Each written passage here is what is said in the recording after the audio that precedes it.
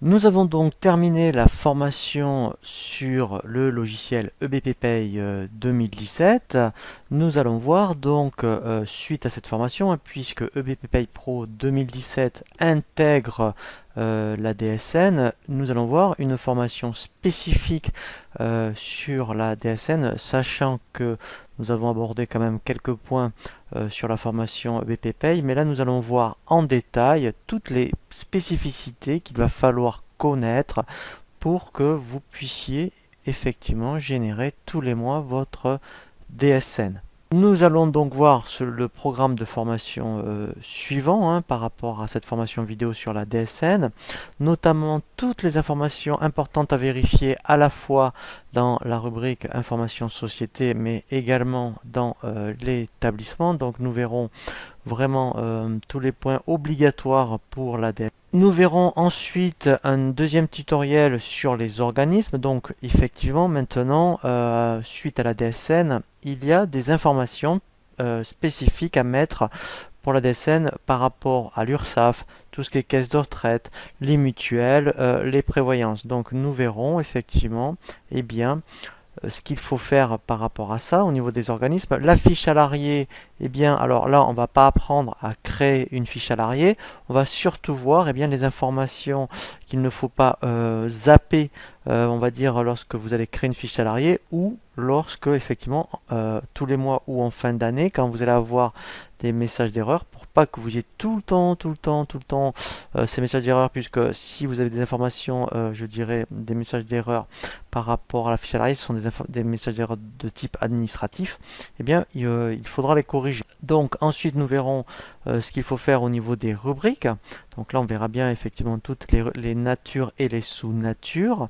Nous verrons, alors ça c'est peut-être le plus important pour la mise en place de la DSN, les contrats de prévoyance. Donc là, puis en plus c'est obligatoire hein, depuis 2016. Donc là, on verra effectivement tout ce qu'il faut faire. Et ensuite, nous allons voir les cas particuliers. Donc là, c'est vraiment de la paye. Une fois que les points, on va dire de 1 à 5, une fois que tous ces points-là ont été bien vérifiés, et bien après ce n'est que de la manipulation, puisque effectivement maintenant on verra quand vous avez des absences, je dirais des arrêts de travail, de maladie par exemple, et bien effectivement maintenant il faudra faire ce qu'on appelle un signalement arrêt de travail. Donc on verra à quoi ça consiste, et dans le même principe on verra lorsqu'il y a un départ, hein, il faut faire ce qu'on appelle une fin de contrat. Et enfin, nous arrivons donc, après toutes ces étapes, à la génération de la DSN.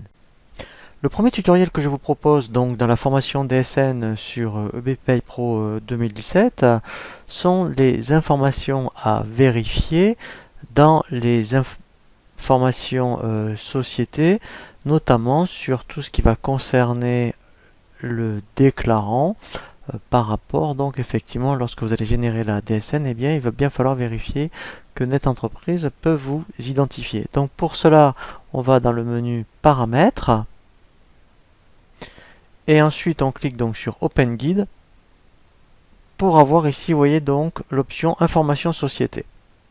Donc par défaut, lorsqu'on a créé donc le dossier, qu'on a vu les informations société, au niveau administration, et bien lui effectivement, hein, il va cocher par défaut ce qu'on appelle que l'établissement est concerné par le CRE. Donc le CRE, ça veut dire le compte rendu d'exploitation. Donc ça, on le verra notamment donc par rapport à Net Entreprise. C'est grâce à ça que Net Entreprise va pouvoir vous contacter. Donc c'est pour ça qu'ici demande quel est le domaine d'intervention du contact. Alors dans la liste en fait, hein, on n'a pas trop le choix. Alors c'est facultatif, hein, mais il faut mettre quelque chose.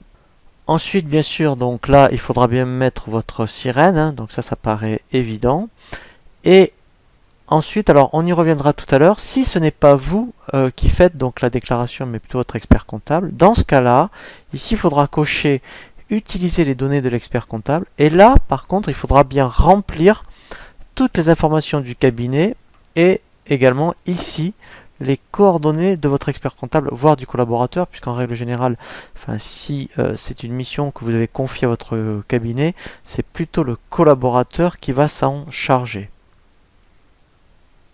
Et ensuite, donc, on a le déclarant. Donc là, il faut indiquer qui est le déclarant. Donc par défaut, ici, c'est les coordonnées de l'établissement principal. Donc là, après, si vous aviez plusieurs établissements, donc en règle générale, hein, dans les informations société, ici, on met l'établissement principal. Sinon, hein, on verrait comment rajouter des établissements. Mais normalement, ici, hein, donc moi, j'avais pas mis le SIRET, par exemple. Hein, voilà. Mais vous, ici, hein, ici, il faudra que ça soit bien renseigné quand on est dans l'établissement principal.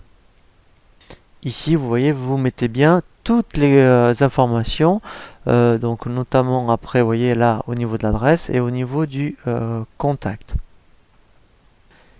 Ici ensuite, effectivement, il y a une nouveauté hein, sur la version 2007, donc c'est par rapport, vous voyez, il y a une arborescence qui concerne NetEntreprise. Donc là, eh bien, pour que NetEntreprise vous reconnaisse, notamment par rapport au CRE, eh bien, il faudra remettre votre SIRET et le nom et le prénom du contact.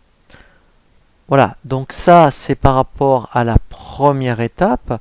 Nous allons voir donc après dans un second tutoriel, hein, effectivement, tout ce qui va concerner les organismes, puisque maintenant effectivement pour la DSN il y a pas mal d'informations à renseigner.